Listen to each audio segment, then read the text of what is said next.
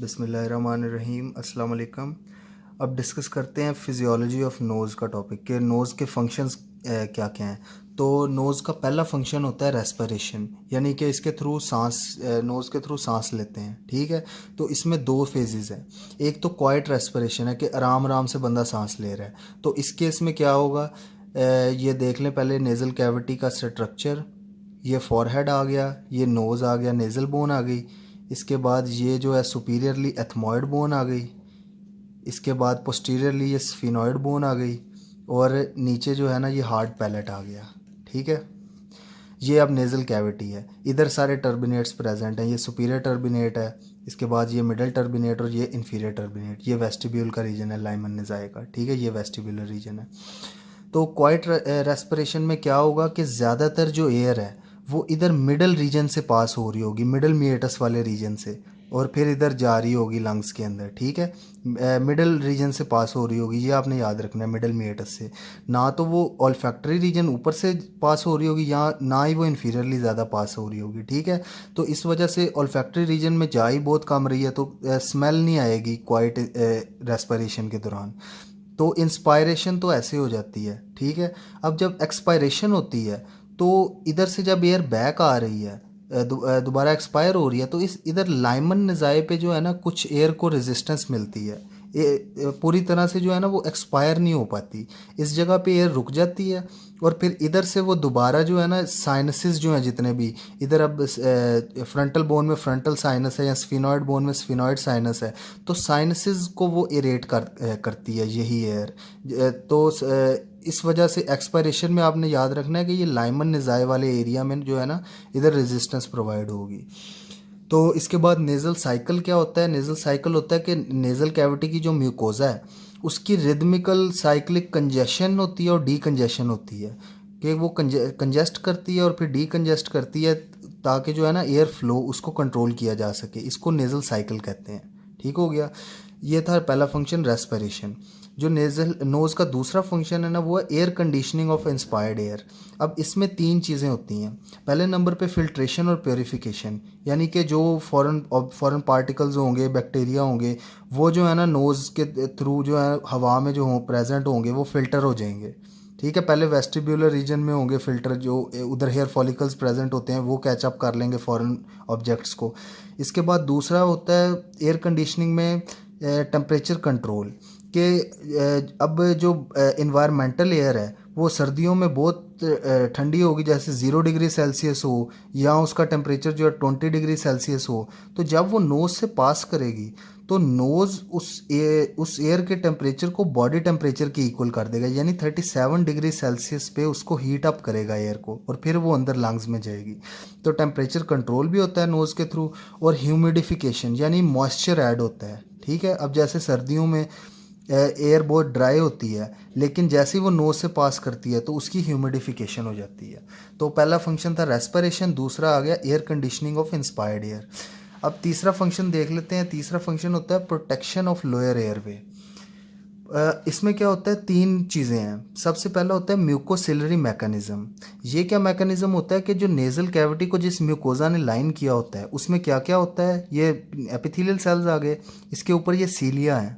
ठीक है, सीलिया के ऊपर ये आ जाती है सीरस लेयर, और सीरस लेयर के ऊपर ये एक म्यूकस की लेयर प्रेजेंट होती है। अब होता क्या है कि जितने भी बैक्टीरिया वगैरह जो होते हैं, बैक्टीरिया, वायरसेस या कोई भी फॉरेन पार्टिकल्स, वो इस म्यूकस की लेयर में ट्रैप हो जाते हैं। ठीक है, जब इस म्यूकस की लेयर में ट्रैप होंगे तो ये जो म्यूकस की लेयर है ये इन सीलिया की हेल्प से जो है ना ये मूव करती है। इसकी मूव करने की स्पीड क्या होती है, 5 to 10 मिलीमीटर पर मिनट। ठीक है, ये मूव करती जाती है, और फिर ये सारी जो शीट है म्यूकस की, ये सारी म्यूकस लेयर जो प्रेजेंट होती है, ये कंप्लीट शीट जो है ना म्यूकस की ये क्लियर हो जाती है 10 से 20 मिनट के अंदर अंदर, और ये सारी म्यूकस की लेयर्स फिर स्वेलो हो जाती है फेरिंग्स में। ठीक हो गया, इससे क्या होता है कि जो भी वायरसेस, बैक्टीरिया इसने ट्रैप किए हुए हैं वो हमारे लंग्स में नहीं पहुंच पाते एयर के थ्रू। ठीक है, इस सारी मैकेनिज्म को कहते हैं कन्वेयर बेल्ट, और ये सारा होता है म्यूकोसिलरी मैकेनिज्म। इसके बाद दूसरे नंबर पे प्रोटेक्शन कैसे होती है लोअर एयरवे की, एंजाइम्स और इम्यूनोग्लोबुलिन्स के थ्रू।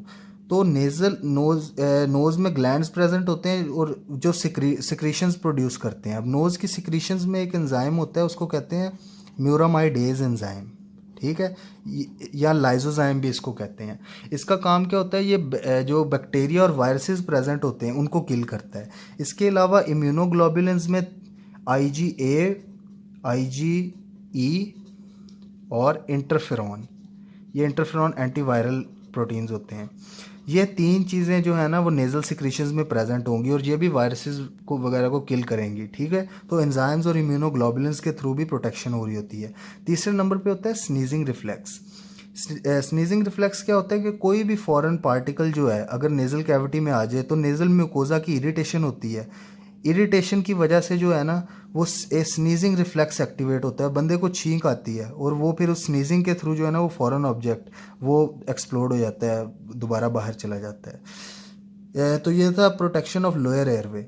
इसके बाद चौथा फंक्शन होता है नोज़ का, वोकल रेजोनेंस प्रोवाइड करता है। अब जैसे कुछ वर्ड्स होते हैं जैसे M है, N है या G है, तो इन वर्ड्स को प्रोनाउंस करने के लिए जो है ना वो वोकल रेजोनेंस प्रोवाइड करता है नोज़। इसके बाद पांचवा फंक्शन नेज़ल रिफ्लेक्सेस होते हैं कुछ, जैसे फॉर इंस्टेंस मैंने बताया कि स्नीजिंग रिफ्लेक्स है, या किसी फूड की स्मेल के रिज़ल्ट में जो है वो स्लाइवा या गैस्ट्रिक जूस की सिक्रीशन। तो ये जो नेज़ल रिफ्लेक्सेस होते हैं ना ये भी बहुत इंपॉर्टेंट होते हैं और ये नोज़ के एक इम्पॉर्टेंट फंक्शन है। इसके बाद आखिरी फंक्शन है नोज़ का ओल्फैक्शन, यानी कि जो हमें स्मेल की सेंसेशन आती है वो भी नोज़ के थ्रू आती है। तो ओल्फैक्टरी पाथवे में क्या होता है, मैंने आपको बताया था कि ओल्फैक्टरी जो रीजन होता है, जो सुपीरियर रूफ वाला रीजन होता है, उसमें ओल्फैक्टरी रिसेप्टर सेल्स होते हैं। ये रिसेप्टर सेल्स मिलके ओल्फैक्टरी नर्व बना लेते हैं। ओल्फैक्टरी नर्व क्या करेगी, ये क्रिब्रिफॉर्म प्लेट जो होती है एथमॉइड बोन की, उधर से पास होके एथमॉइड बोन के ऊपर ही पड़ा होता है ओल्फैक्टरी बल्ब, ओल्फैक्टरी बल्ब में चली जाती है।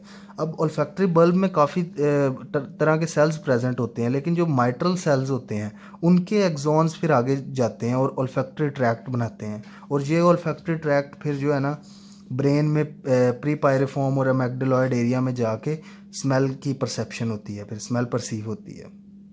तो ये था एक बेसिक ओवरव्यू ओल्फैक्टरी पाथवे का। इसके बाद डिसऑर्डर्स ऑफ स्मेल देख लें, ये MCQs के पॉइंट ऑफ व्यू से बहुत इंपॉर्टेंट है कि अगर तो कंप्लीट लॉस ऑफ सेंस हो जाएगी स्मेल की, यानी बिल्कुल स्मेल नहीं आ रही, तो इस कंडीशन को कहते हैं एनोस्मिया। और ये कौन कौन सी कंडीशन में हो सकती है, ये एट्रोफिक रिनाइटिस में हो सकती है, यानी कि नेज़ल म्यूकोजा की इन्फ्लेमेशन हो गई है और क्रस्टिंग हो गई है, ठीक है, एट्रोफी हो गई है। दूसरे नंबर पे पेरिफेरल न्यूराइटिस के केस में भी जो है ना ये हो जाता है, या फिर जो है ओल्फैक्टरी नर्व की कोई इंजरी हो गई है, स्मेल परसीव ही नहीं हो रही, ओल्फैक्टरी नर्व इंजरी हो गई है कोई, तो उस केस में भी complete loss of sensation of smell हो जाएगी, इसको एनोस्मिया कहते हैं।